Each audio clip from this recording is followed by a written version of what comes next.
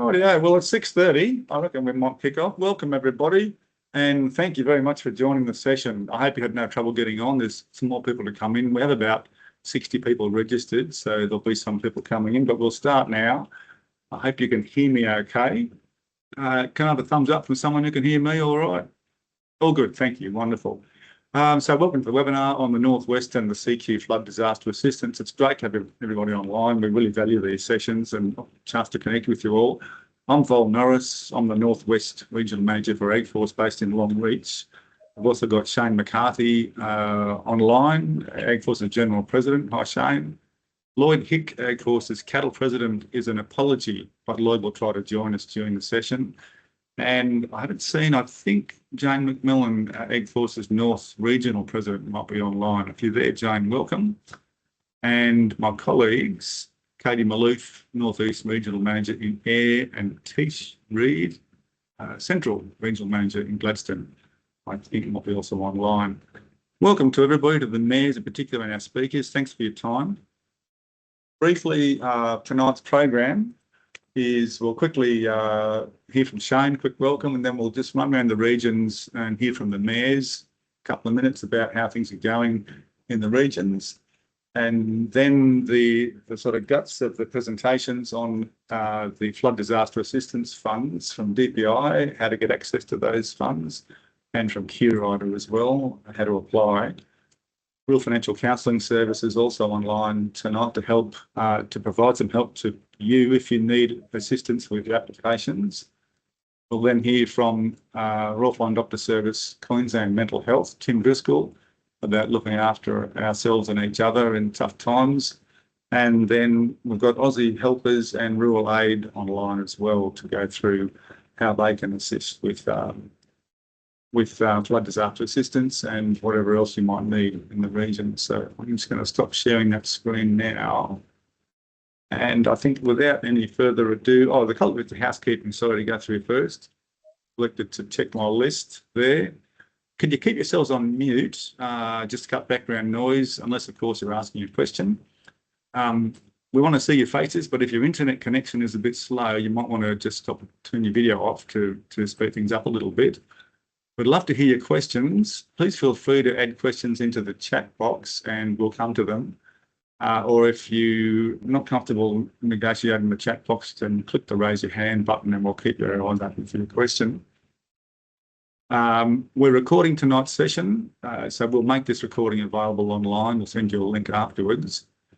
And I think that might be it. So I might just hand over now to Shane McCarthy for a quick welcome. Shane, if you're there. Yeah, look, it'll be real quick. Also Michael Penner, our North Queensland Director, is here as well. Welcome to everybody. I really appreciate your efforts over this disaster, especially Mayor Wharton, Mayor Fegan. They're at the epicentre of the Northwest one, and Mayor Vivi. You've been doing an exemplary job. We're just happy to help. I have spoken to the department today. Barry Hughes was an apology for the meeting, but he's a little bit busy at the moment. He is also, they think that they will have Cat C for that within the next couple of days. There is, for those from that shire or that area that are on, there is only 2 forms that are back in. They need those filled out. So that was emphasised from the department today. Can we please get those forms in, whatever form they are in, just something in.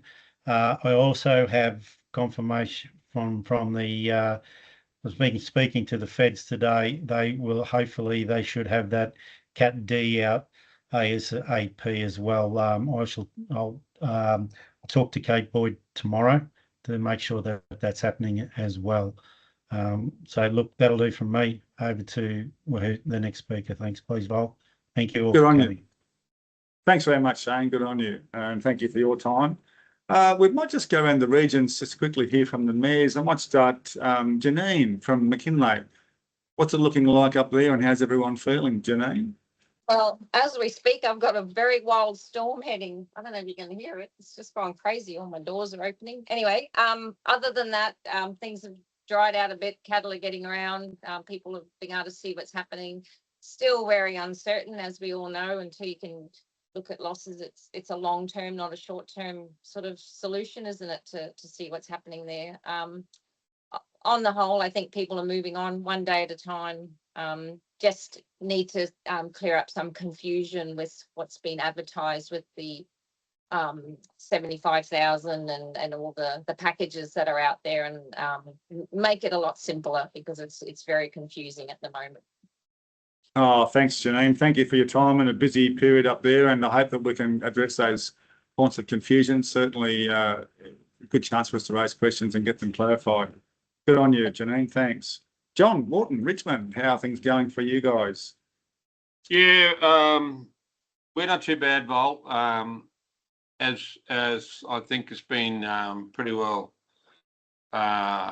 spoken about, the west side of our shire is the worst. Joining the McKinley Shire is where we had some losses. Nothing like 19, but luckily, thank God for that.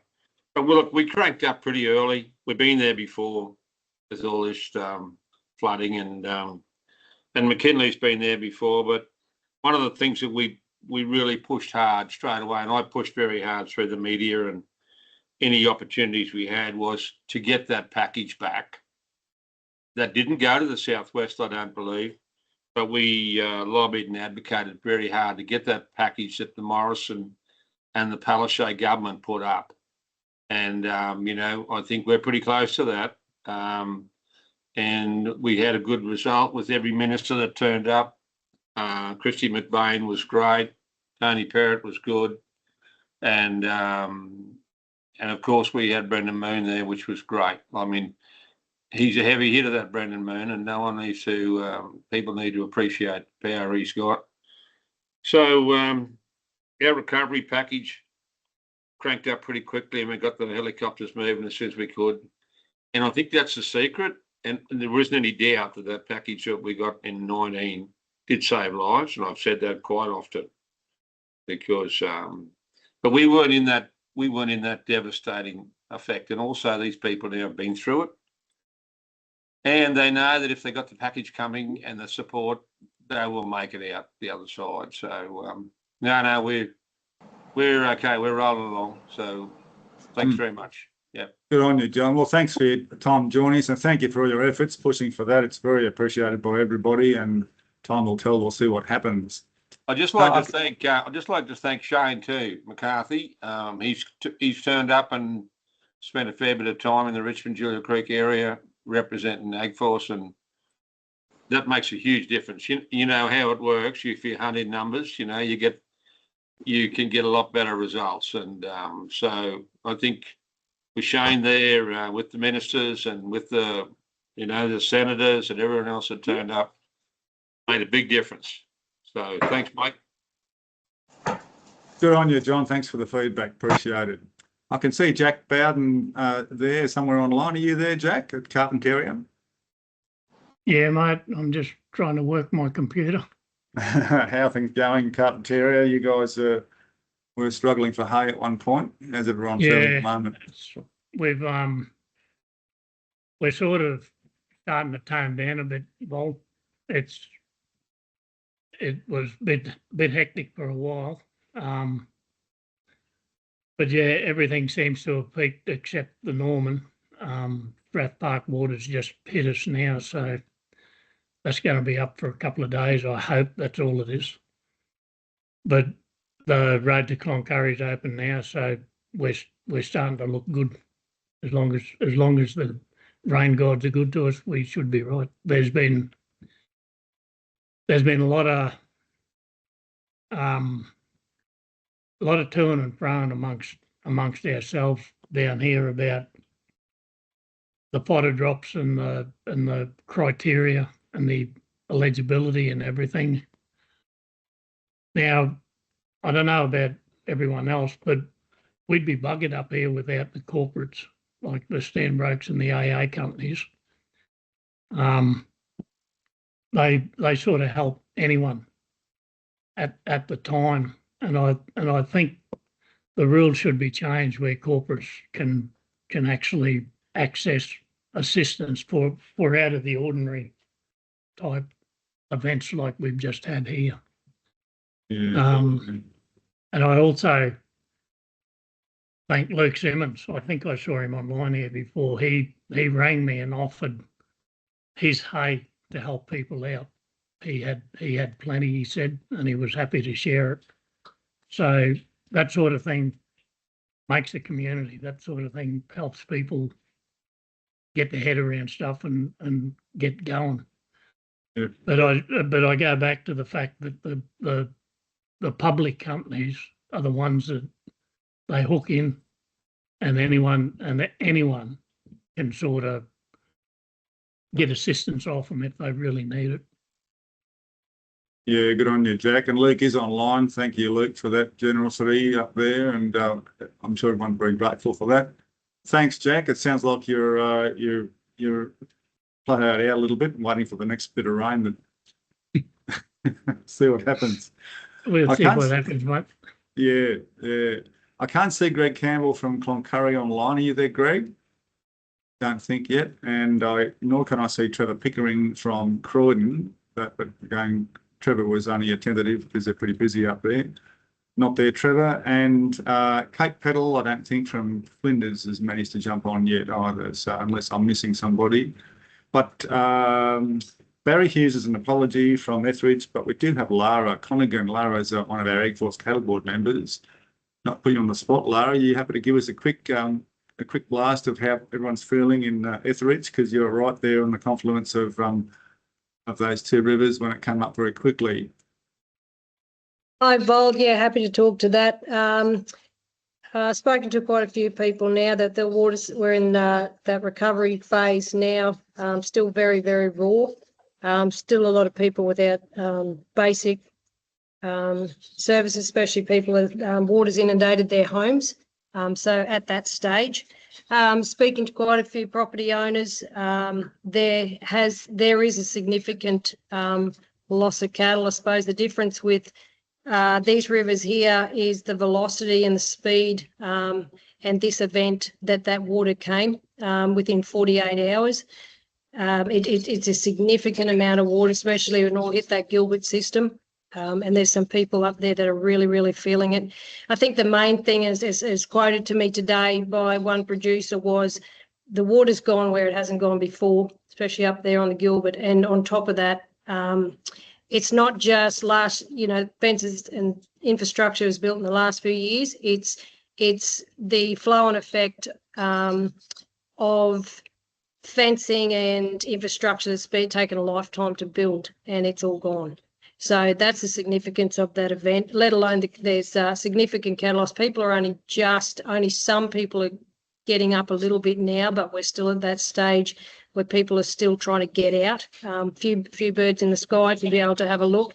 Those that have been able to have a look, we're looking at significant losses along that system, which is an extremely high cost. Yeah, good on you, Lara. Thanks for that. Sympathy for what you're going through. It was a pretty spectacular event up there. But thanks for joining tonight. Kathy White, Mayor of Winton, is an apology for tonight. She's travelling, but she did ask me to mention that they don't really know yet there either. It'll be mostly internal roads, fencing and dams in Winton Shire, and until people get into the first round of mustering, they won't be really sure. So she's hesitant to sort of say much more that, we're all good, but good time will tell for people. So that was from Kathy. We're fortunate enough to have from Isaac Council, Kelly, Mayor of Isaac. Kelly, I'm very sorry. I don't know how to tackle your surname. I'll let you clarify that. And we've also got Cale Dendell, Isaac's CEO, online. So how are things going at Isaac, Kelly?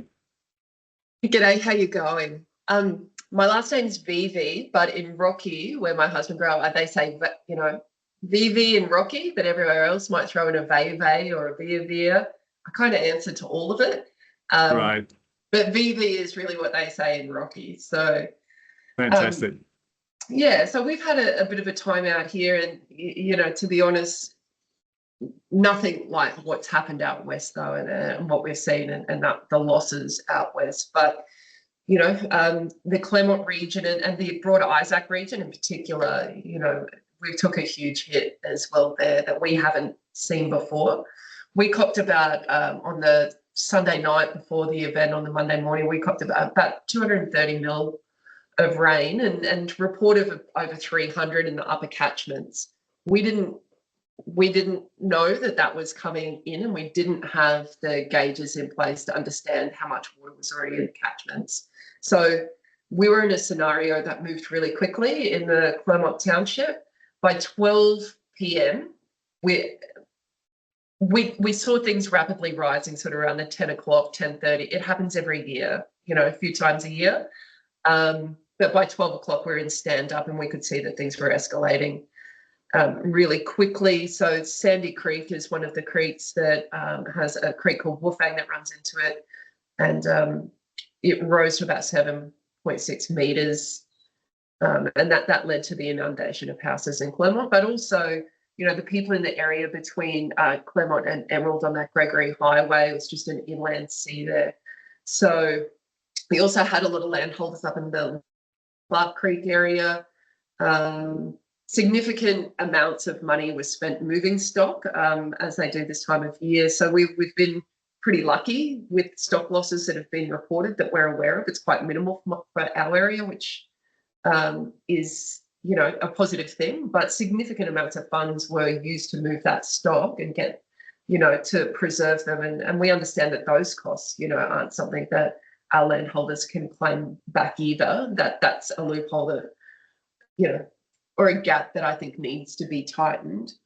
The water has taken a lot longer to recede than usual. So we've probably only inspected about 40% of our road network here, but what we did see was that inland freight route has never been more important for us. We can have, access through from Clermont through to the Coast Mackay Way, but it means nothing when all your freight, all your medical supplies, everything is sitting, on the other side of floodwaters in Emerald with suppliers that won't reroute. So there's been a lot of conversations at a federal level about the inland supply route.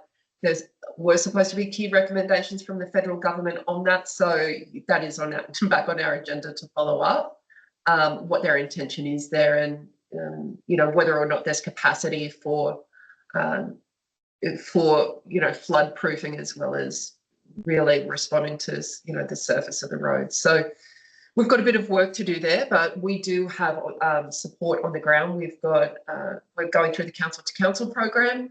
So we've got extra support in for a couple of weeks, particularly for the landholder space.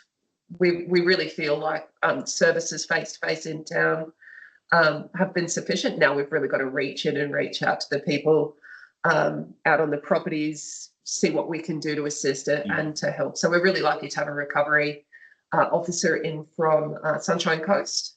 And we've been activated for, I don't think there's any sort of funding that we haven't activated for our region. Now it's just, people having the time to go through those processes while they're trying to clean up their properties. Kale, I don't know if you're in there somewhere, if I've missed anything or you've got anything to add. No, I think you've covered everything, Mayor. Our attention has certainly turned from the initial event, which affected Clermont substantially. We've sort of shifted from the urban area to the rural folks. Now, I think, we had personnel made another 58 calls to landholders today, so that's certainly squarely where our attention is now. Grateful to everyone for their assistance. Good on you. Thank you very much, Kelly and Kale, for that. And a special thanks for coming on at such short notice. That's my fault entirely. Appreciate your time at a short notice. And the short notice is also why Greg Williamson from Mackay is not able to come today. So that's our fault entirely. Apologies for that. So thank you for the run round. It's a challenging year, and let's hope that it's just low and slow for the rest of the wet season. Nothing else really much happens except some nice steady rain. So might move on now to Pete Donaghy. Peter from DPI. Peter is General Manager, Rural Economic Development, Climate Policy and Agribusiness Operations. Have I got that right, Peter? You have, Vol. I think that's enough for this hour of the day. Fantastic. Pete's going to give us a quick overview of the disaster funding available. I'll leave it to you, Peter. Thank you. Thanks, Vol. Thank you, AgForce, for the invite. Thank you to all the councillors who led the response on the ground. And thank you to everyone that I thought did a brilliant job during this response. And it wasn't as big as some of the other responses we've seen, comparing it to 2019, but hands down, I think it was one of the better ones in terms of how the response packages were rolled out, and also how communities, and I do take the comment that was made earlier by Councillor Bowden around corporates and the leadership and the generosity the corporates provided before we got active from the government. So a lot of thank yous for everyone. This survey is just a very quick high-level summary of what we've seen come in by LGA for surveys completed at the department's disaster survey. And just to give everybody a little bit of context, we collate this information, and then that's what we use to go and lobby the Queensland Reconstruction Authority and NEMA for assistance. Now, Shane spoke earlier about Etheridge having 2 responses. As of this morning, that was correct. As of 6 p.m. tonight, that had jumped to 18 surveys and 14 reporting catastrophic. So thank you for all that were involved in trying to get those numbers up. We do have Etheridge already listed for B, and there will be an application we'll send through to QRA tomorrow for it to also join the other LGAs that have been listed as CD. Now, some of the numbers that are very high as you get closer to the coast reflect smaller land holdings, so you expect to see high numbers. And also when we go and break it down, there are different categories of impacts, and some are catastrophic, moderate and minor. And depending on where you are, there's all sorts of that continuum. This is just a very quick observation of where surveys have come in from for this event. So starting in the northwest, and then when Koji came in, where we saw it starting around the back end of the Pioneer Valley and coming around to the Central Highlands and Isaac Regional Council. And there has been various levels of activation for the majority of those LGAs. We'll just quickly summarise those now for you. And Vol, I'm happy to email this through, and this can be distributed to everyone later on. So if there's someone trying to scribble stuff down, I'm happy to share this later on. So brilliant. The category B assistance, and Cherie will go through how this can be used and the process, the nuts and bolts process of applying. But in essence, category B allows you to access disaster loans. There are 2 key products: disaster assistance loan of up to $250,000 and essential working capital loan of $100,000 for people that need some money to carry on short term. And there's also freight subsidies for up to $5,000. The LGAs that have been triggered for Cat B: Burdekin, Carpentaria, Central Highlands, Cloncurry, Croydon, Etheridge, Flinders, Isaac, Mackay, McKinlay, Richmond, Whitsunday and Winton. Now, it's really important that for higher levels of activation, LGAs need to be on this list, because to access CD, you've got to go through B. In terms of Category D, Exceptional Disaster Assistance Recovery Grants for up to $75,000 for primary producers. The LGAs that have been activated to date include Carpentaria, Cloncurry, Croydon, Flinders, Isaac, Mackay, McKinlay, Richmond and Winton. Now, my team keep reviewing those numbers coming in and how many are catastrophic, how many are major, etc. And as there is compelling cases for more to be added, we lift them, but I can't imagine there would be too many more at this point joining that list. Again, Cherie will cover this, but in terms of what's eligible, a couple of things I've been asked to date. Can we buy cattle for the under the $75,000 grant? Yes, you can. So for anyone that was worried about that, you 100% can, as well as anything else you need to replace as a result of this event that was damaged, that wasn't covered by insurance. And the QRIDA team will step you through all of the ins and outs of that. And please, if you feel like for whatever reason you're not getting through all of your 75 grand, please talk to QRIDA. There will always be things you haven't thought of that they've seen 100 times, and they will bring that to your attention. And then we had the Coordinated Emergency Fodder Support Package. Started at $2 million. We asked for an additional $5 million. I am eternally grateful for councils that led that response and are coordinating the collection of invoices and sending that through to my team for acquittal and payment. In terms of the corporates, and again, this came up earlier, I will be sitting down with the corporates and having one-on-one conversations. Firstly, to discuss with them, I guess in the first instance, what they did privately, what they did for other people, and secondly, to have a conversation around what we may be able to do in consultation with QRA to see if we can recoup some of those costs for them. And I know rules are rules, Macca, but there are always conversations we can have to see whether guidelines can be broadened, changed, stretched, whatever we need to do to get a sensible outcome. And then there was a collection of exceptional circumstance outcomes that we included in another Category D package. So this is funding for additional rural financial counsellors, mental health support. I'm glad to see Dr. Tim online. Industry recovery and resilience officers. We will have them on the ground next week assisting people filling in their applications in partnership with QRIDA and the Rural Financial Counselling Service. And we also pulled together an invasive pest, locust and weed response package. So the first one, which got a fair bit of attention, was humane destruction of vertebrate pests, mainly pigs, whilst they were trapped on water. I haven't got numbers for you for the first 7 days of shooting. I'm waiting for that to come through, but that's been going now for a little while. The second package is prickly acacia and Parkinsonia control. And there are funds for the control of those two weeds. And the LGA is activated there. You can see Carpentaria, Cloncurry, Croydon, Flinders, McKinley, Richmond and Winton.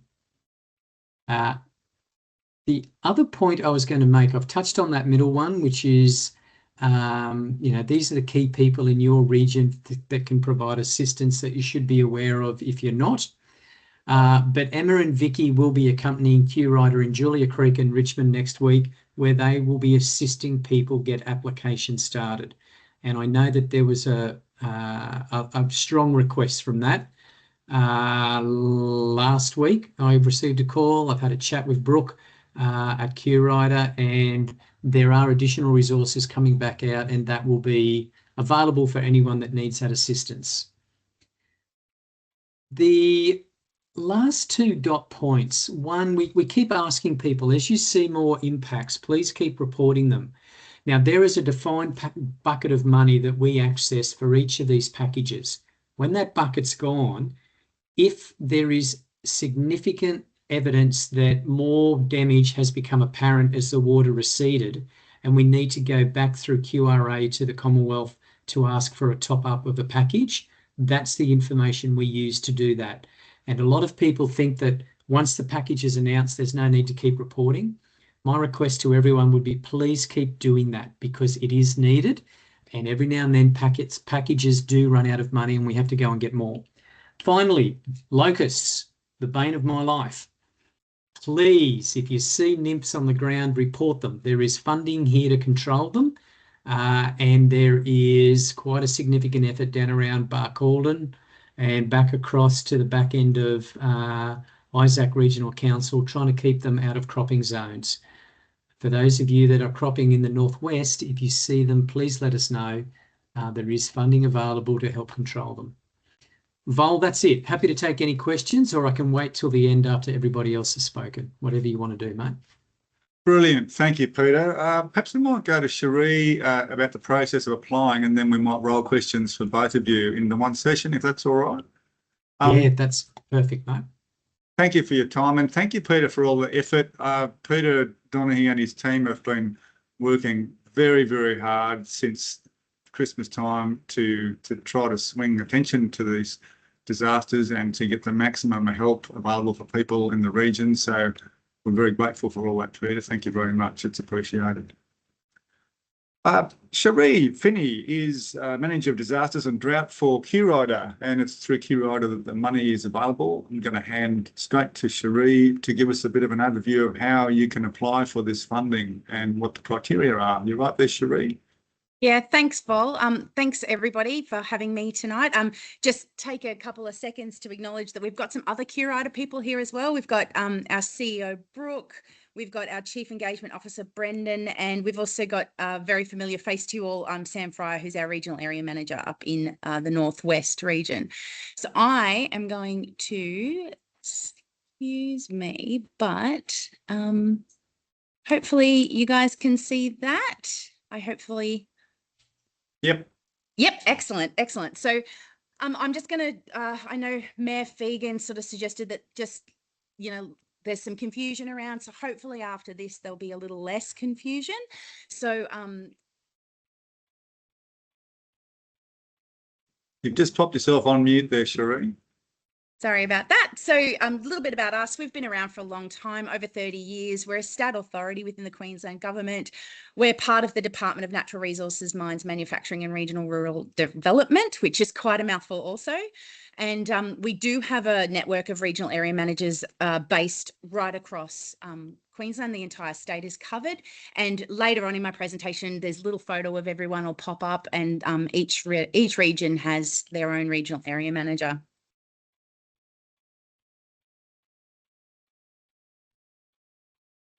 So, and then there's other things that we do. We have First Start loans, sustainability loans, of course, the disaster recovery, the grants and loans that we look after there.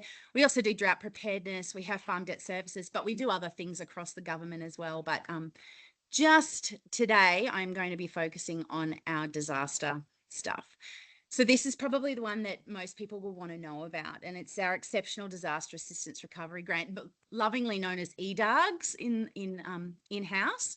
So this is specifically for directly affected primary production businesses. And what we mean by directly affected is there are things to repair and recover and restore on farm. So if you've been directly affected, chances are you'll be eligible for this. So the maximum grant amount for those impacted businesses is up to $75,000. Now, I'm going to hopefully weed out a little bit of confusion here. There is an initial amount of up to $10,000 that's available on just an initial claim. People don't have to spend a cent before they get that first initial $10,000. They just need to put in an application and fill in the forms, the primary production form, have the eligibility criteria ticked off. We need photographs. Now, of course, quotes are something that would be helpful, but we also understand that that's really not easy to get sometimes. So your verifiable evidence of what it would cost you to replace. So just letting us know, I've had 30 kilometres of fence and a roll of wire would cost this, and every kilometre will have this many star pickets or this many posts, and then letting us know what you think it's going to cost. That's enough. We can verify that. You don't need official quotes. If you can get them, great, but we don't need them. We can work out on past tax invoices, or just letting us know we can work with you on that. So then once you've received that initial 10, you don't have to spend anything yet. So then once recovery works are done, completed, or even just some of them are done, you can come back to us, make further applications until that $75,000 is reached. Now you can do it in one application if you've already spent money and you want to come to us in one application.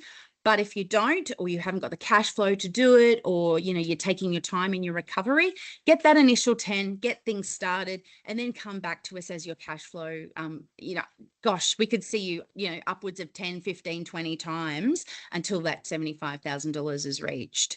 And it is just, once you've spent the money, show us how you've spent it, put in another application and proof of payment, and then it is each time it's done that. The initial one seems like a lot of work and it seems really hard. We are here to help under every circumstance. And then everyone from there is smooth sailing. So the closure of this particular grant, I'll probably mention this date a couple of times, but this one closes at this point, not until 6th of January next year. So there's a little bit of time up your sleeve, so you don't have to panic and get them all in tomorrow. When we talk about what the eligible activities are, there is like, this is only just a short list of them, but these are probably the most common ones that we'll go through. Hiring equipment and materials to undertake the cleanup. Now that can be dry hire, that can be, getting somebody in to do the work for you.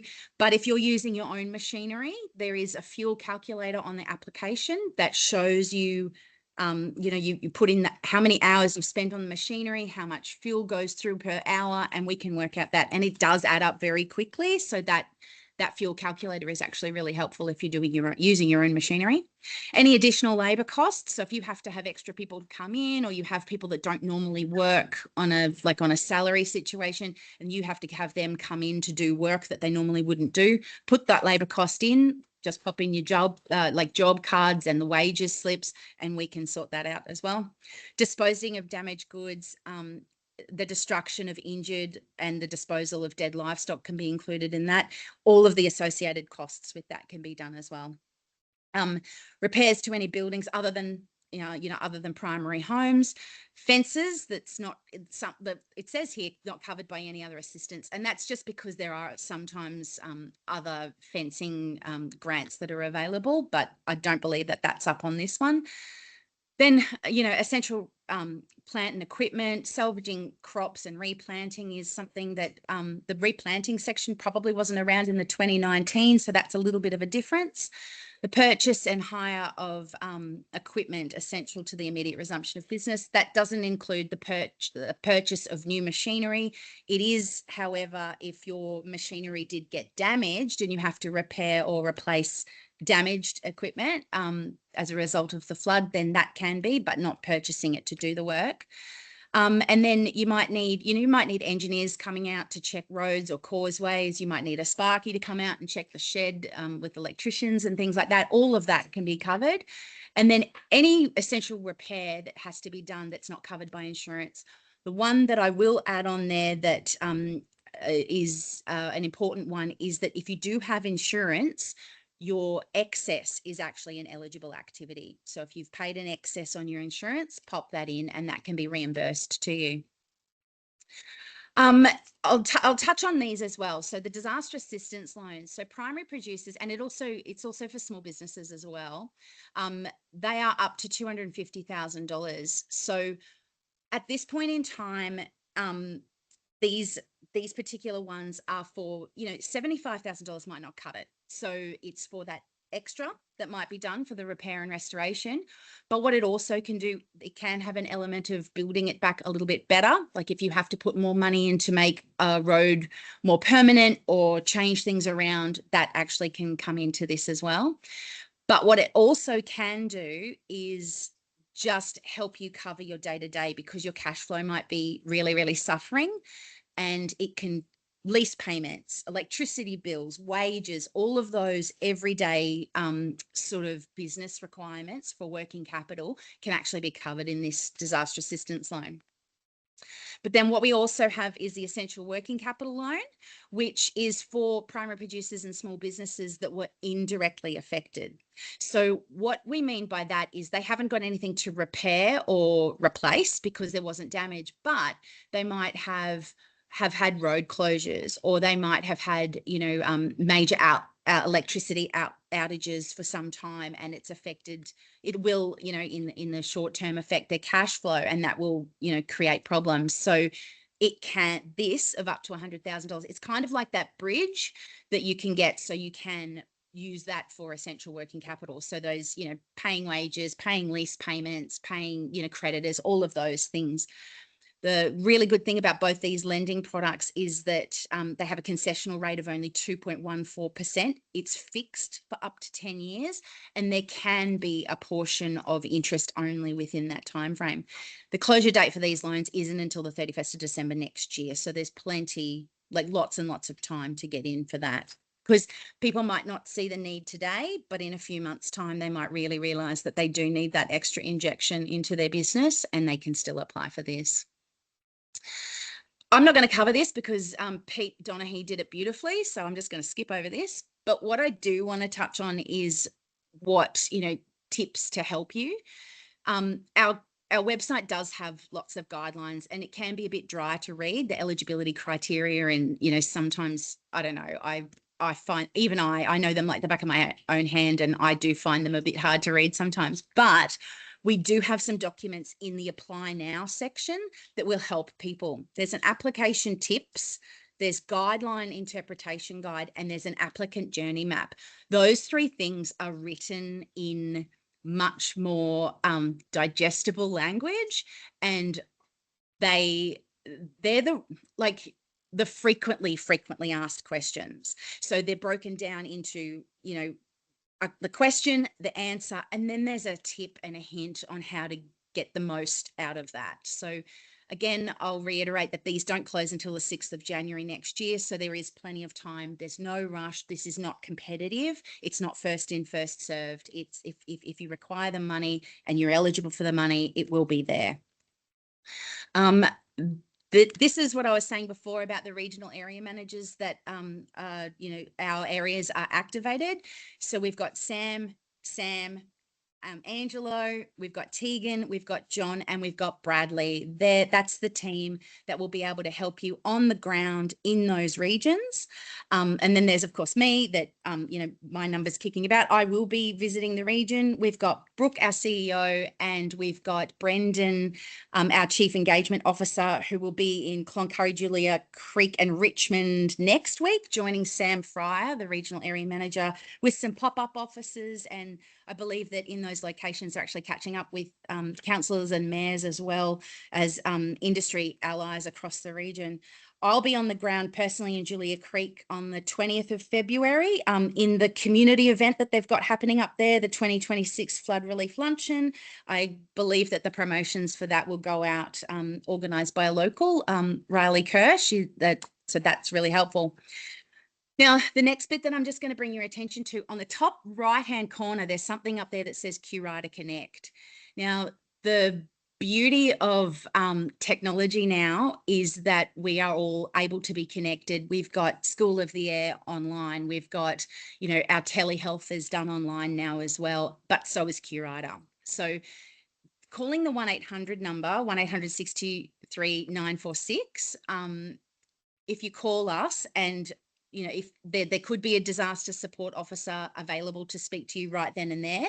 There may not be, but you can also make an appointment for QRIDA Connect. Now, there's a couple of ways that can happen. QRIDA Connect can be exactly like what we're doing tonight. Like, it can be, you know, like a Teams meeting, almost like we're in the kitchen, at the kitchen table with you. We can share screens. We can, you know, really help you on a one-on-one situation, in a Teams environment. If you don't feel comfortable like that, it can absolutely be done over the phone, and that can be done at your own convenience. There's a team, we can make appointments. The team is available to, you know, we'll work with you to make that really accessible for you. The other way is just popping on our website. There's, you know, there's some self-help, like I said there was some, you know, documents that can help you out. And then you can also email us as well. So at every stage of the process through it, we're here to help you and assist. I'm pretty sure that that's the end of my presentation, but I guess there's probably some questions for Pete and myself. Good on you, Cherie. Thank you very much for that overview and summary. It's really appreciated. It's a lot to digest. I'm glad you mentioned Sam Fry. He's a man of many hats. So I wanted to also welcome Sam Fry in his capacity as an AgForce North Regional Councillor, together with Scott Harris. He's online, Scott Harrington, sorry. Online as a councillor, and Lloyd Hick has now joined as AgForce cattle president. So Cherie and Peter have gone through a fair bit of stuff there. It's a lot to digest. It's early days. A lot of you might not know yet what you want or need to apply for. And the main message from both of them is that help is available to find your way through all this. We do have a couple of questions online, and I'll just go through them in order. The first one was from Dan and Cassie Sheehan. If you're still there, Dan and Cassie, question was, is there any funding available to move cattle to prevent stock losses? So this is about early preparation. Chopper pilots were mobilised along the Gilbert River as soon as we heard the water was coming. If these pilots didn't do what they did, the stock losses along the Gilbert River would have been significantly greater. What a great question. What's the answer to that for this expenditure for avoiding costs? Maybe Peter. Yeah, thanks, Vol. And it is a great question. So in terms of the package that went through and the guidelines behind it, we don't cover helicopters flying around scouting, but we do cover helicopters that are shifting cattle to high ground to avoid stock losses and to avoid larger costs later on. But it needs to be done and coordinated back through the councils. So under the package that was first stood up, it was stood up through the local disaster management groups, and any invoices coming in have to come to us through council to be eligible. And if council deems that, yes, that activity was appropriate and covered and we were aware of that, if they send through the information that's required, we've got spreadsheets that we've shared with councils, it'll be a pretty quick turnaround to get the invoices paid. But that particular activity is included where we're trying to avoid further stock losses and animal cruelty. Thanks, Peter. That's an encouraging answer. Dan and Cassie, if you're still online, that might be worth a chat offline directly with the council and maybe DPI about that. I hope that answers that question. I can see Jack Bowden's hand up, but before I come to you, Jack, I'll just go to Lara Connigan. Can we have a copy of presentations? Yes, of course. We're going to circulate copies of the presentations to you after the webinar. Thank you for pointing that out. Jack Bowden, your hand's up. Are you there, Jack? Yeah, thanks, Bob. Just for Peter, you reminded me while you were talking, mate, that with regards to the public companies, it's not about the company in these events, it's about animal welfare. And yeah. I just want to reiterate that point. The other, it's a question with regards to the pest like prickly acacia in our country, prickly acacia, Parkinsonia, calotrope, neem. Do local governments get a crack at that, or is that going to go to the NRM groups? It'll be both, Jack. So the proposal that, as I understand it, well, I'll just go back a step. The one thing that we wanted to do this time was remove that part of the package from DETSI's larger pest and weed package so that we could run that and try and stand it up quicker.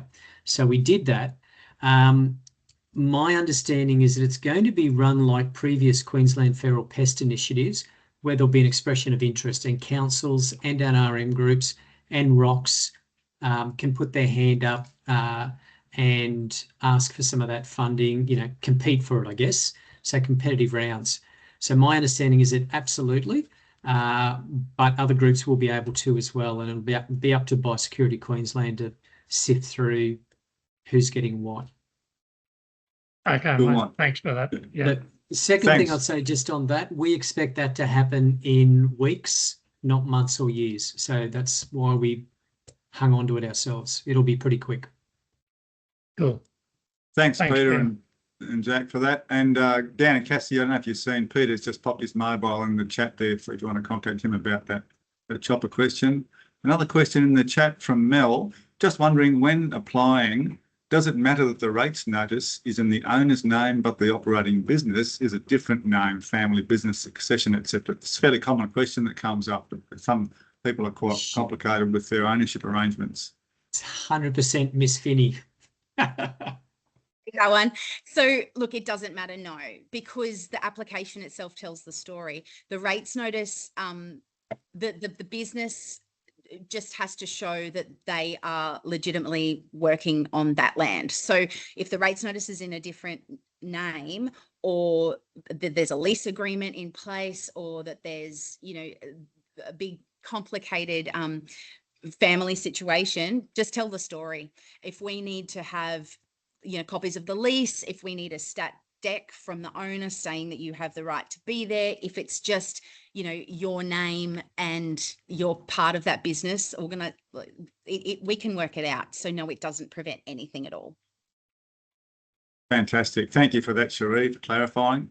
No more questions in the chat, and I can't see any hands up, so we'll move on. But please keep your questions coming, and type them into the chat or pop your hands up. There was something I should have touched on earlier and I didn't, and it was alluded to earlier on. It was the actual RIG package and where we're at now. We have not got an announced and approved RIG package, so I want to say that up front very clearly to everyone. But there has been a lot of work in really good faith undertaken by ourselves, QRA, QRIDA and the Commonwealth Government, putting forward a package for the consideration of Commonwealth Government. I think you will find that if it gets supported, it would be quite similar to a previous package, obviously indexed to reflect the same value for money now versus what it would have been in 2019. But it would be disingenuous if I just didn't comment and say that there is absolutely a lot of work going on in the background, but we have not got an approval, and I can't say that we have until that lands. Then there would be a joint Commonwealth and state press release that would go out. But for those that are sweating bullets, wondering why we're not talking about it, that's why. But there has been a lot of sleepless nights in pulling that together.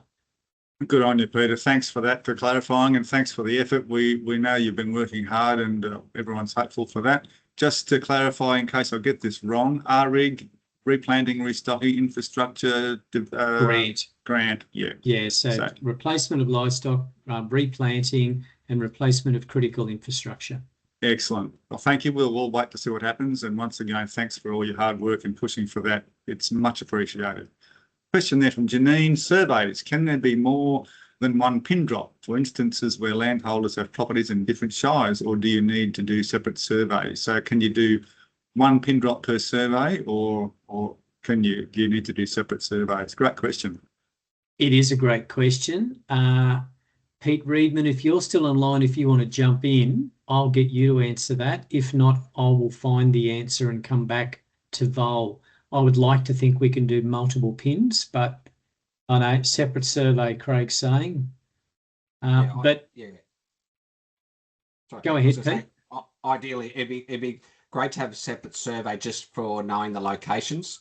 Obviously, if we get one pin and they write and they've got different locations, we may miss some of the data. So ideally, it'd be great to have separate, just if they are separate locations, just so we can ensure that we've got a true reflection of impacts.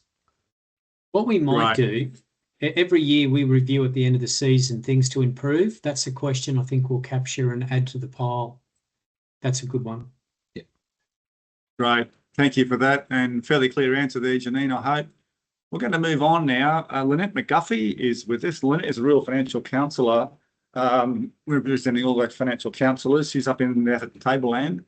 A lot of complicated applications to get done for this, and there's help available. So Lynette's kindly joined us to explain how the rural financial counsellors might be able to help you with your applications. And I think Lynette's got a couple of slides. I do. Thanks, Vol. Yeah, hi, everybody. My name's Lynette McGuffey. I'm a rural financial counsellor based here in North Queensland. Bit of a thanks to AgForce and especially Vol for putting together tonight's session and for the opportunity to talk to you about our service. And a big thanks for everyone for attending and listening. I am really sorry that it is under such difficult circumstances for so many of our community members. Tonight, I'm going to run briefly through what the Rural Financial Counsellor Service does, how we help primary producers, and give you a short presentation. So the Rural Financial Counselling Service is basically an Australia-wide program, and we aim to create a more profitable agricultural sector by supporting producers to become more financially resilient. I'm just going to share my screen, so please be patient.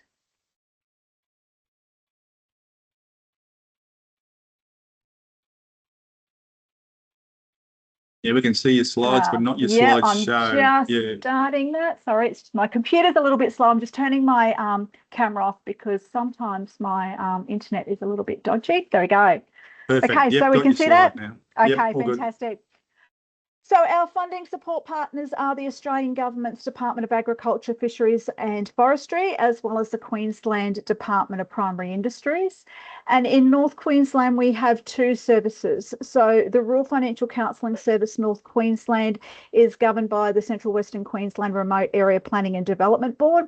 And we look after the region from Mackay on the coast across the Isaac Shire, through Barcaldine and Longreach Shires over to the Diamantina Shire on the Queensland border, up through the Gulf Country and through Cape York Peninsula.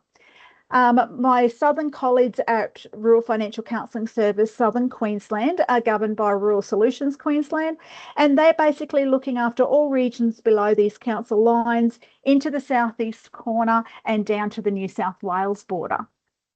Basically, our role is there to help farmers and graziers, but most specifically, we're looking after farmers, fishers and related small businesses like shearers or harvesting contractors who are experiencing or at risk of financial hardship.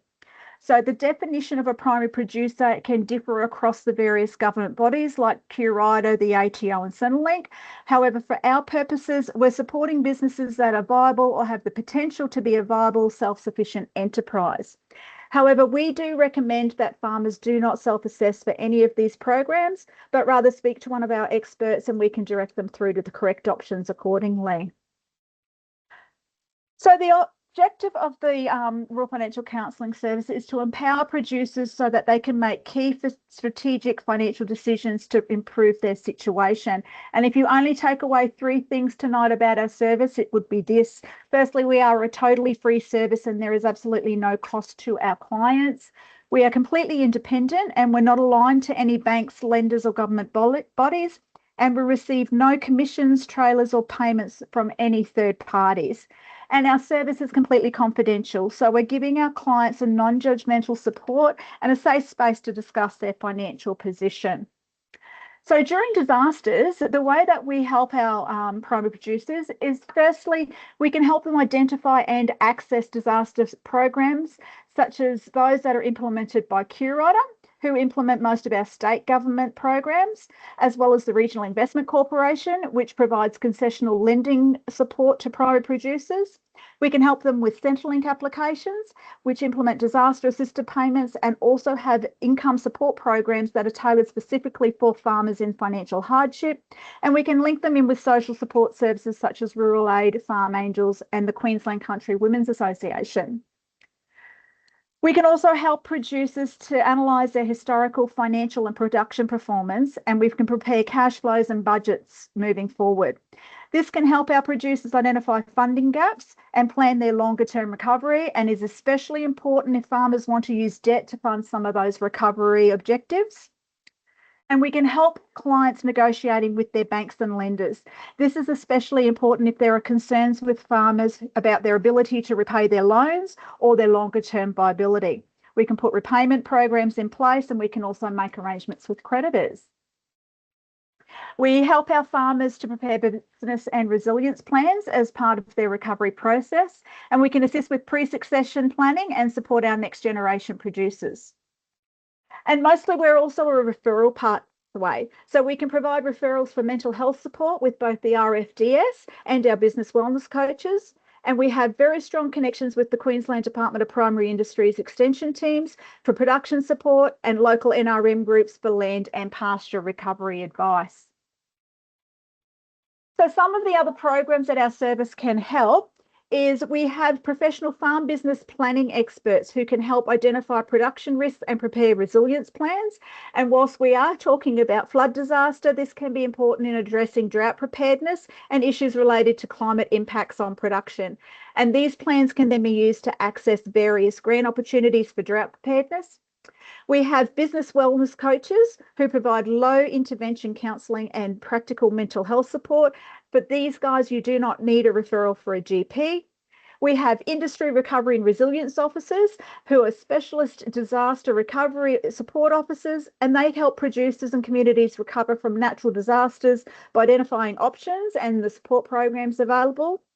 And we also have small business financial counsellors, and these guys can provide specialist small business support to impacted small businesses. The program is delivered by professionals with experience in that small business sector. Of course, all of these programs, again, are totally free, confidential, and impartial. So to get in touch with us, I've just popped our numbers on there. Feel free to ring myself direct or ring Emma Cook, who's based in Charters Towers, on those numbers. And I've also put Angie's number up there for those more southern producers, if anyone is in that southern region, and she's based in the Charleville office. Brilliant. Okay, so short and sweet. Well, there you go. Thank you so much, Lynette, for that overview. Really appreciate That's my that. pleasure. And that last slide, very important one. We will include those contact details in our material we circulate to everybody registered after the webinar, so you'll get those in your email. But the main message is, I mean, if filling out complicated application forms is not your thing, and for most of us it's really not, then there's certainly help available, and Lynette and Emma and Angie are able to sit down with you on the phone, on a Teams or face-to-face if they're out there. So thanks for your help, Lynette, and for giving us an overview. Thanks, Paul. No questions. Oh, there was a question there from Janine. How many counsellors are available? Is there a long wait time to get appointments? Oh, yeah. Is it like waiting to get an appointment with the doctor, with a good doctor? Good question. No, absolutely not. So in the north, we have 8 counsellors servicing our region, and then there's similar levels of counsellors southern. At the moment, we've got Emma, who I think she's actually in Claremont at the moment, attending pop-up shops with some of those QRIDA rams, and I know she's doing a few trips out west. We do attend those disaster support pop-up shops as often as we can, so if anybody has those that they'd like support with, usually in disasters, we try and get to that first, and then as the more intensive recovery process starts to unwind, that's when we get stuck in and do some of that longer term work. So we return all phone calls within the first 24 hours. You're probably waiting a couple of days for us to see you, but if you are disaster, we are going to give you priority. So no, not like a doctor. Currently, we're pretty quick off the mark, even though our numbers are starting to build for client demand. Good on you, Lynette. Thank you for that. And the fact that it's a free service is absolutely wonderful. Really appreciate that. Rightio, we'll move on. These kind of disasters can be pretty upsetting, and we can all get thrown off balance unexpectedly, find ourselves suffering more than we would expect it to. So we're very lucky to have Tim Driscoll joining us tonight from the Royal Flying Doctor Service Queensland. Tim runs is a state manager for the mental health team in Queensland, and Tim's going to give us a quick reminder, I suppose, of looking after ourselves and each other when we all get a bit stressed and it becomes a bit too much. Thanks, Tim. Thanks, Vol. Look, yeah, absolutely. Look, it's going to be a bit of a flying tour tonight. We're going to get through a bit of content in quite a short amount of time, but certainly remember you can always ask some questions after. I've got the number there if you're looking for a bit of follow-up as well. But essentially what I'm going to talk about tonight is how we respond to natural disaster in supporting ourselves and others. One of the great things to think about when we are experiencing a natural disaster as a community and as an individual is that there's all different sort of patterns that happen. So one of the things that can happen during a natural disaster is you learn things during it, and that's a growth opportunity for people. The other thing that can happen is that we see a sort of a resistant pattern where people sort of sail right through it. Not seeming to be really impacted too much. I mean, these lines are really wavy, to be honest, but just to make it simple, we've made them straight. The other pattern we can see is a delayed response. Now, what happens there is everyone's sort of trucking along well, and a person's going really well, and they're often really heavily involved in the recovery process from disaster, and then they just sort of drop off a cliff, and that's something really, really to look out for. And one of the reasons is just straight out exhaustion. So they've just sort of worked themselves to the point where they've burned themselves out essentially. The other thing that can happen is more of a post-traumatic reaction if you've been through a trauma as part of a natural disaster. And if you see that happening, that's actually a really good time to check in with someone from mental health or your GP. If you're going along well for a few months or 3 months, and then all of a sudden you find that you're having a really hard time, it's really worth getting help at that point. The other one that we see really, really commonly is the resilient pattern. So what happens for most of us is we get knocked around by a natural disaster. So, it affects our sleep for a while. We're often having trouble, but even with energy, sometimes we're dealing with the loss of stock. Sometimes we're dealing with, a huge cleanup operation as well. So it usually gives us a knock, but then what happens over time, we sort of get back to where we were before, which is the most common one. And the other one that we sort of, look out for is the chronic. So what we're talking about there is, we always expect someone to take a bit of a dip after they've been through a natural disaster and, things go downhill a little bit. So it is a hit. But then those people are sort of staying down there and things aren't getting better for them. And, if a couple of months are going past and things aren't getting better, it's certainly worth, talking to a doctor about that if you're really quite distressed at that point. I mean, we expect distress, but it's also important to remember we've got to put time frames on that to make sure that, when support's required, we get it. Again, look, resilience is absolutely the norm. What generally happens is that, people get knocked by a natural disaster and, over a bit of time, they come back to where they were before and keep going. So it's really important that we, remember that is actually the norm when going through a natural disaster, is that things do get back on track, but it can take a little while. Some other really good things to think about is, just recognizing that it's absolutely normal to react to distressing experiences like natural disasters. There's no right or wrong way to feel. Some people are going to be angry, some people are going to be anxious, some people are going to be sad, and they're all completely understandable emotional reactions to have. And again, look, it's a really natural, normal reaction, and we need to be, comfortable that that is a normal reaction to a disaster. And again, you might not necessarily feel, that you're on top of the world, but you're still coping if you're getting through your day. You're getting those things you need to get done. It's obviously going to give you a knock, but realize that you are getting through it. The other thing that's really important is actually making sure that we're spending time with the right people, people who are familiar and trusted, and making sure that we're investing time in that. Obviously you can get sort of caught up in a recovery process, but it's really important that you do invest that time in spending it with the right people, because we do need each other's support. The other thing to keep in mind is obviously, when we are knocked, some of the useful things that we can do is, to have a conversation. And when we're having those conversations, particularly if you're starting a conversation with someone that's, very distressed, one of the best things you can do is, keep it simple. When you're really distressed, a lot of your mind or a lot of your brain is actually shut down when you're really distressed. So it's really important to keep it, keep the conversation at an adult level, but keep it simple. Remember that when you're really, really stressed, you're not really up for really philosophical conversations. It's not the time for it, really. And of course, obviously be sensitive. Think about who you're talking to, how you're going to frame the conversation.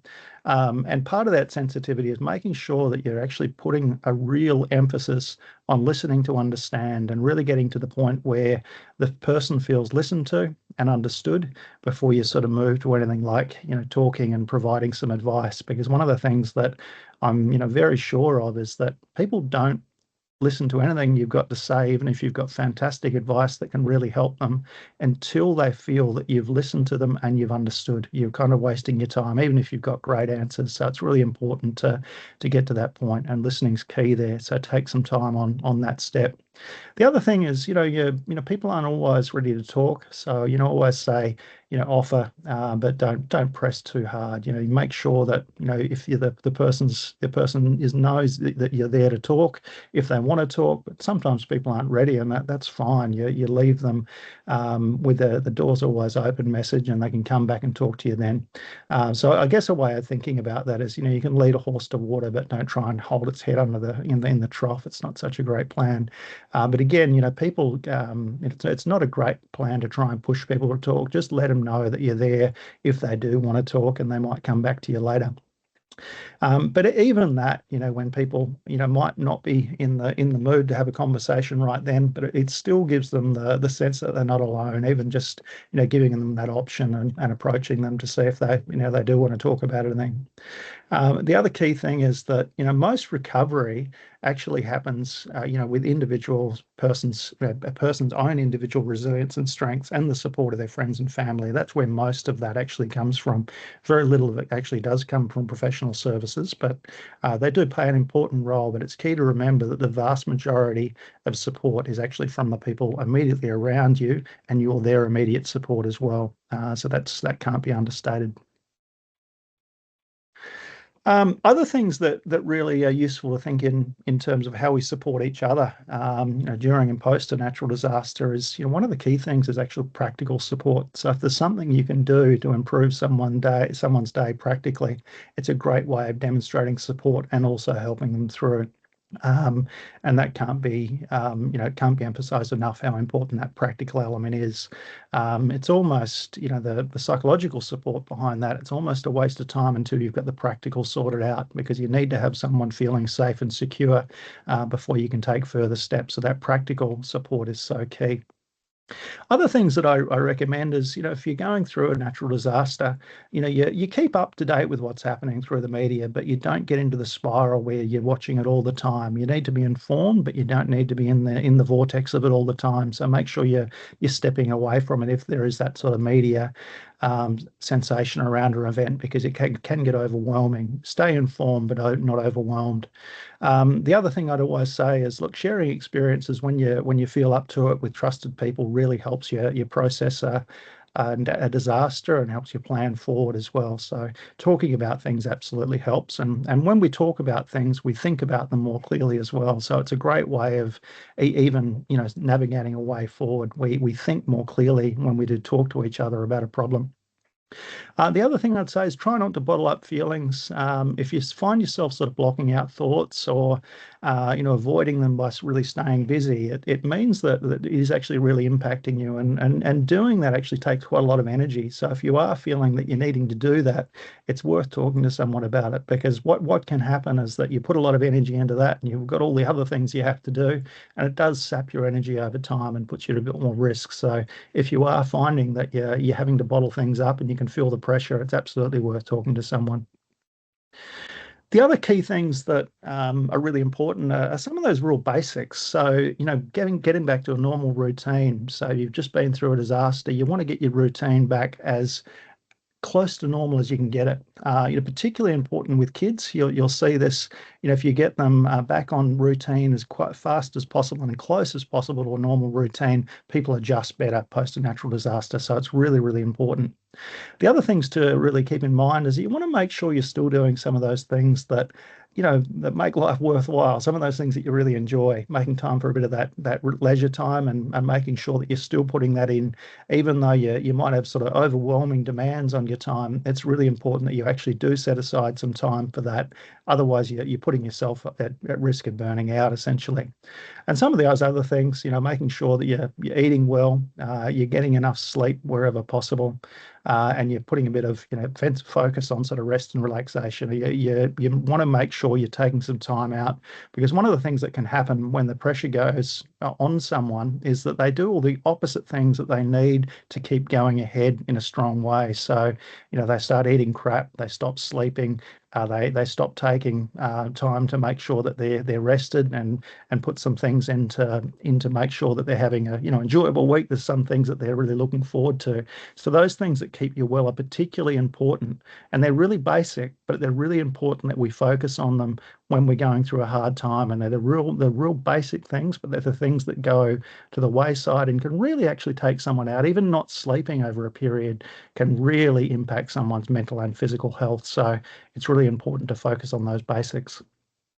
So I've just given a couple of numbers here. Look, there's many more support services than these here, but obviously I've only got a little bit of time, and I'll just go through. Lifeline, obviously, for 13, 11, 14 is a fantastic line that's available 24 hours. So if you've got someone in crisis or you're going through a crisis yourself, at any hour of the day, you can call that line and they will provide you support, but they can also link you into local supports in your area as well. That's completely confidential, so they don't really know they don't know who you are. They know what area you're calling from, but they certainly they're not actually even writing who you are that's calling. So if you've got any concerns about confidentiality, Lifeline is there's no name taken there. So really, really useful to use that if someone's in crisis as well. And even if you're sitting with someone, as long as you're in mobile range, you can always call Lifeline if you don't know what to do. And that's pretty common. So realize you might be supporting someone having a hard time. What I'd do is put the phone on loudspeaker and say, I'm not really sure what to do about this, but maybe we can get some advice from someone who might be able to help, and put the phone on loudspeaker and get the advice that way. And you make it about you is what you do. And obviously our number there for RFDS Outback Mental Health is there. Look, we're not everywhere, but if you call that number or email that email, we're certainly happy to link you in with what's available in your area.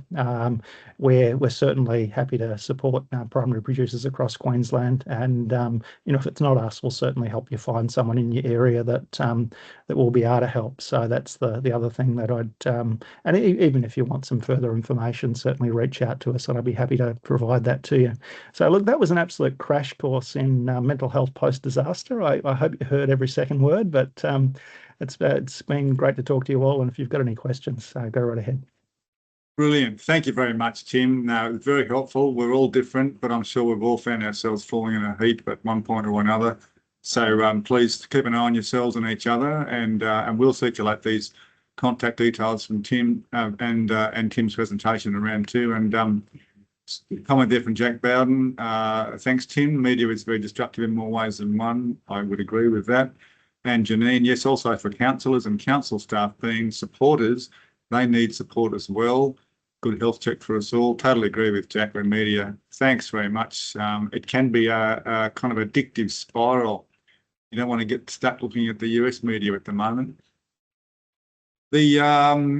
Speaking of help from people, there's no more questions in the chat at this point, but we're lucky to have Rural Aid and Aussie Helpers online. So from Rural Aid, again, it's short notice, and thank you very much, Nicole Galvin and Mark Nola, for joining us. It was very short notice. Thank you. Is it Nicole or Mark going to have a quick chat from Rural Aid? I think it's me, actually. Good on you, Nicole. Thank you but for that. Might, if that's okay. We haven't got a presentation, but I might get Mark, if he can, to put Rural Aid's number in the chat, and also probably his number and my number. Can you do that, Mark, while we have a little bit of an overview? And we'll circulate that later. Yeah. Thank you so much, everybody. Thanks, Paul, for putting this on, and everybody for being here. It's great to see everybody. We don't always get to see everybody in one space, and all the councillors and mayors, and I'd have to say, what Tim has said, and the rural financial counsellors and everybody before, we're all here to actually support primary production and primary producers. And when these things happen, it's really challenging for everybody. So we're just here to help walk with primary producers and rebuild and recover. A lot of our work happens in the recovery space, probably more short-term, long-term. But Rural Aid is here before, during and after disaster. So what do we offer? So in the disaster space currently, in the regions that have experienced current disasters, we're offering a prepaid visa for farmers, $1,000, and also any fodder that they require. We've got our team waiting for requests for fodder currently. Some of our fodder deliveries have been different this time because local councils, there is some funding that they can apply for to do it directly. So how Rural Aid works is if someone applies online, it's a very short form, I think it's 1 page, for fodder assistance. It goes through to our team, and then they will try to access the fodder locally if they can, or as local as they can, to keep the economics of the region going, and then organise the hay drops. And with the PV the same. Mark and I are part of the mental health team, so we're both qualified counsellors, and we have some, INEOS have sponsored 9 of their amazing Grenadier utes that we drive around Queensland in at the moment. And also a big shout out to Stanbroke for me, because they put me on the ground in Queensland, and they really believe that mental health is a critical piece for our primary production, but also for everybody. So the piece for rural aid is we need to know where farmers are. So we don't know where farmers are unless they register. It's just an online form, and it's literally one page as well, just with a few details. And it's not because we want anything. If you register, it's current forever. What it does though is it shows us where our farmers are. So if we've got some farmers in the area, we'll check in times of disaster anyway, as a welfare call. How are you going out there? What's happening? And 9 times out of 10, they'll go, look, we're fine, but our neighbours really need a hand. So we might say to them, can you give them a call, you know, help them register with us, and then we can come and see what their needs are. One of our points that we do a little differently to some people is that we will do a risk assessment, but we'll go out on farm and visit farmers. We can't cold call, so we need farmers to register with us before we can do anything because of privacy laws, but we're happy to go out and chat to farmers on their place. Like I've been around checking cattle while somebody's, you know, I'm doing a welfare check and they just start chatting away. So we try to meet people where they're at, and we try to go where they are. So I'll be in the Isaac region in Claremont next week, all of next week, in and around, just chatting to people, seeing what the needs are on the ground, and hopefully building some rapport with some local primary producers so we can support out there. We also have telehealth and counsellors all over Australia, so we're ready, and we have female and male counsellors, we have grief counsellors, trauma counsellors. We haven't got a big team, but we've got a very close-knit team, and we're there to help and support whoever we can in that space as well. Yeah, so that's probably, Mark, have I missed anything? Do you want to add anything? No, I think you did a good job there, Nicole. I would say that Dr. Tim did an excellent presentation for us, because it's exactly the side that we try and concentrate on. We probably look at more so the farmers that fall between the cracks. So we're not going to be like the government that offers huge amount of money, but it's more the mental health side of things. We like to walk beside the farmers and walk through their hassles that they've been through. So that's quite ironic, because today we were at a field day when Vol rang me, and I was talking actually with Kelly from the Royal Flying Doctors, and we were saying how we can work together. And I think that that's where rural aid, we are more than happy to work with anyone.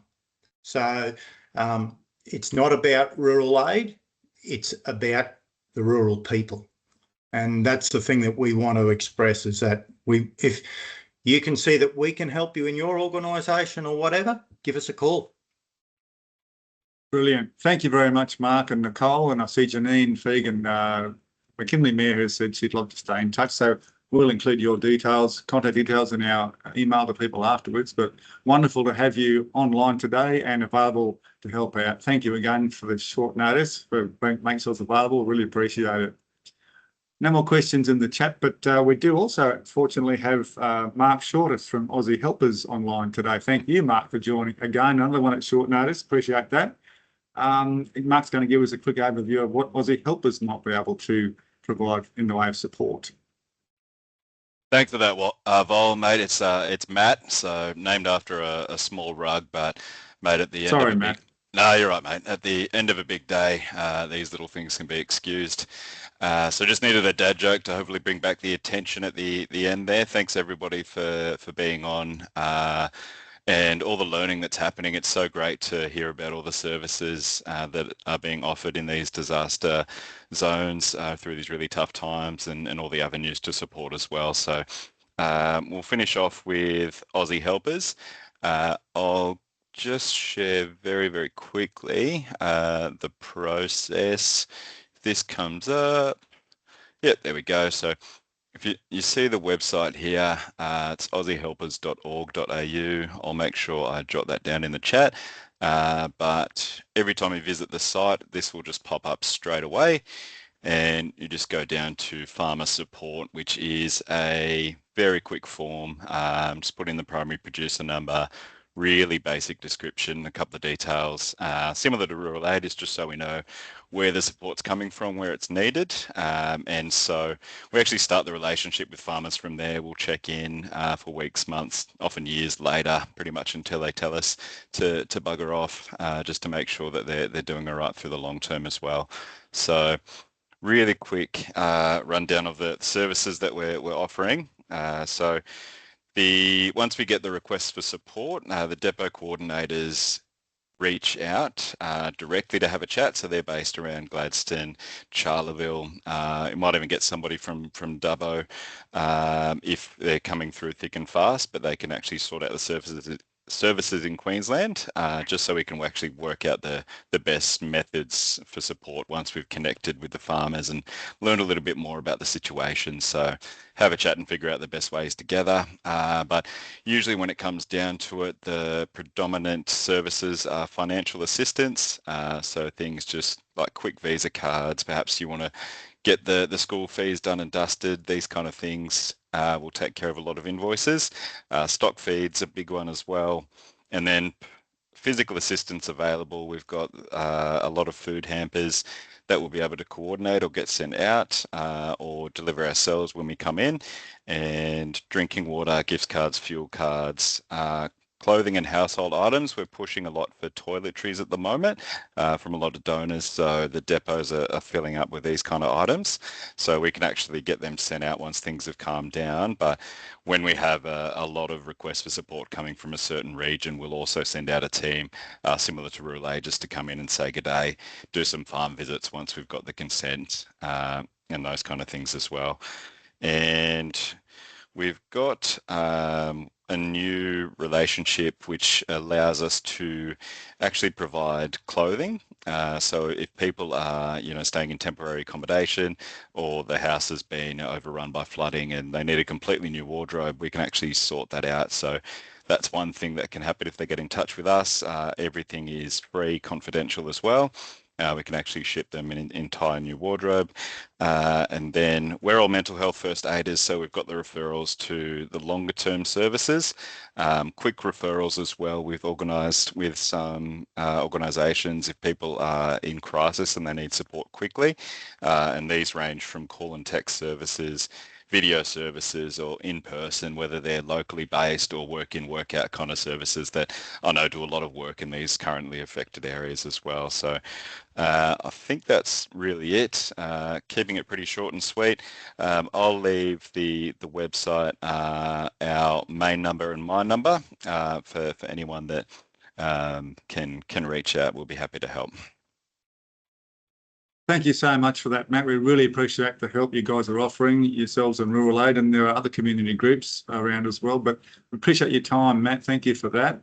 And we will include all that material in the stuff we circulate afterwards.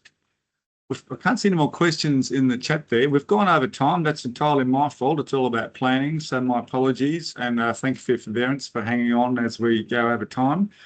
As we close, I'll come to the housekeeping shortly, but Lloyd Hick has joined us, Lloyd's AgForce Cattle President, and I might just hand over to Lloyd very briefly for some closing words. Are you there, Lloyd? Yeah, thanks very much, Vol. Apologies, you got on very late today. I had to deal with some tech problems too this afternoon. But anyway, thank you very much for all the presenters. Just very clear and precise what we need to do going forward. Also, producers that are on, I'd like you to really encourage you to keep filling out these surveys. I know it's tough to come home from, what you're dealing with and filling out a survey, but we need to do this to, so that people have the best information they can, so we can keep this funding coming forward. And please don't get frustrated if you're having trouble with any of these forms. There's lots of people here that can help. Get onto them. If you can't get onto anyone else, my phone's always on. give me a ring. I'm horrible at these forms, that sort of thing, but I will find someone that can help you. So yeah, please get in touch if anyone's having any difficulty with it, and most importantly, yeah, look after your mate. If if you've got time, go and have a smoke out with your neighbour, or just ring up for 5 minutes and check on them, because they're the most valuable thing we got here. So just encourage everyone to keep talking and yeah, look after each other. Thank you. Thanks, Vol. You've run a good show. Good on you, Lloyd. Thank you for your time. Really appreciated. Fine words from Lloyd. And Shane, are you still online? We might just go quickly to you, and then we'll mention circulating information. I am, Vol, and it'll be very quick. I was remiss to not mention Jack Bowden before. Sorry about that, Jack. But look, thank you, Vol. Thank you, everybody, for turning up. Thank you for presentations. The only bloke I really want to thank, that I want to thank now, not the only bloke, but look, he does a power of work and he's always available, is Peter Donaghy. So please do reach out to him. He has given his number out. Bad mistake, Pete. But please contact him. He is always available, and we work through common approaches, trying to get a common ground on anything we can. So look, wise words from Lloyd, of course. Look after your mate. Thank you. Good on you, Shane. Thanks for that. And so echo your consent, your thoughts about Peter. Good on you, Peter. I think we're done. Not much more to say. We'll circulate the link to the recording and all the information and the contacts for tonight. Please reach out for anything you need from any of us, really. You can call any of us at any time. And we hope the rest of the season is low and slow and smooth for everybody. And best of luck with it all. And we'll catch you all next time. Thank you for coming online, and thanks for your patience. We'll see you next time. Good night.